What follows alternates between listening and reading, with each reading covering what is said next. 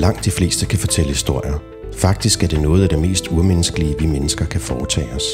Selv dengang vi mennesker brugte det meste af tiden på at skaffe føde og flygte fra rovdyr, sad vi rundt om bålet om aftenen og fortalte historier. Der er masser af værktøjer, man kan lære at bruge, når man skal fortælle historier. Og jo mere erfaring du får, jo lettere bliver det. Men husk, at det også handler om at følge din mavefornemmelse.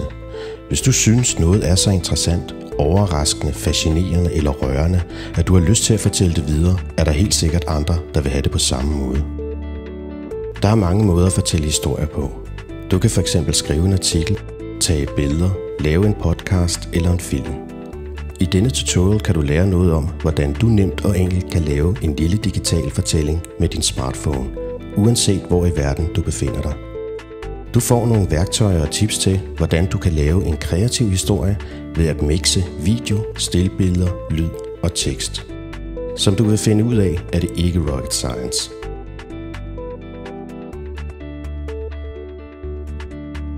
Når du filmer med din smartphone, så husk altid at holde telefonen horisontalt. Øjet kan meget bedre lide billeder i bredformat.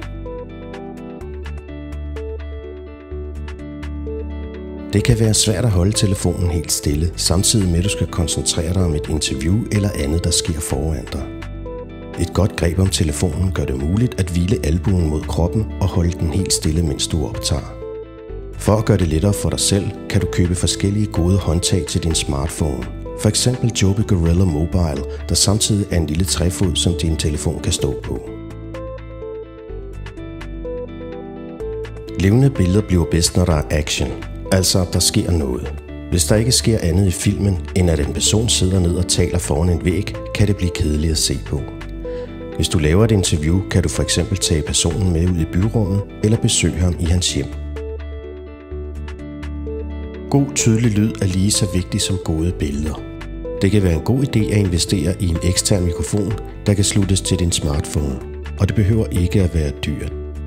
En ekstern mikrofon er ikke et must, og du kan sagtens optage lyd direkte fra din telefon. Så skal du bare tænke ekstra meget over, at der ikke er baggrundsstøj, når du optager. Sørg altid for at have høretelefoner på, hvis du optager med en ekstern mikrofon. Man kan nemlig kun bedømme lydkvaliteten med høretelefoner på. Hvis der er rigtig meget blæst, trafikstøj eller anden baggrundslarm, kan det være en god idé at skifte location, uanset om du bruger en ekstern mikrofon eller ej. Når du filmer et interview, skal du prøve at placere mobilen lidt forskudt af personen på en måde, så han eller hun kigger ind i billedet og ikke ud af billedet. Monter gerne mobilen på en tripod på et bord. Når du interviewer, skal du som regel også gå meget tættere på personen, end du tror. Placer personen sådan, at issen er tæt på overkanten af billedet, og så man kan se begge personens øjne.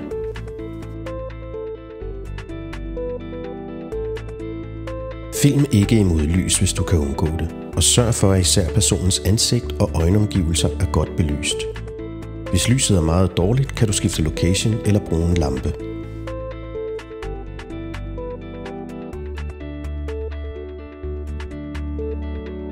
Tænk over den baggrund, der er bag din interviewperson.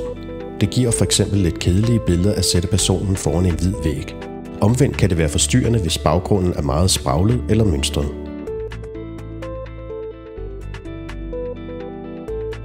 Husk at optage forskellige slags billeder, så du har noget at veksle mellem bagefter. Sådan at du for eksempel både har interviewbilleder og dækbilleder. Interviewbilleder er de sekvenser, hvor hovedpersonen fortæller noget. Dækbilleder illustrerer det, der bliver fortalt ved at vise omgivelser, ting, symboler og stemninger. Dækbillederne kan også bruges som overgange, når du klipper et interview sammen. Dækbilleder kan være forskellige. For eksempel totalbilleder, der præsenterer eller giver overblik over det sted, hvor din hovedperson befinder sig. Eller det kan være actionbilleder, hvor personen foretager sig noget. Eller close-up, der går helt tæt på personens ansigt, hænder eller ting, hvis altså det har betydning for historien. Så er du nået til redigeringsfasen. Appen Videoshow er nem at bruge, når du skal redigere din historie, og appen fungerer både på Android-telefoner og iPhones.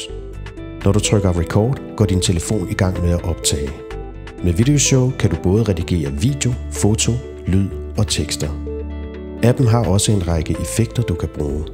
Men husk at tænke over udtrykket og pas på med at bruge så mange effekter, at det forvrænger virkeligheden. GlobalStory.dk er et online-magasin produceret af højskoleelever og andre unge, der fortæller historier om globale emner. Det kan være historier fra en studierejse ud i den store verden, eller historier om den store verden, der kommer til Danmark. Det vigtigste er, at historierne handler om mennesker, og at de er konstruktivt fortalt.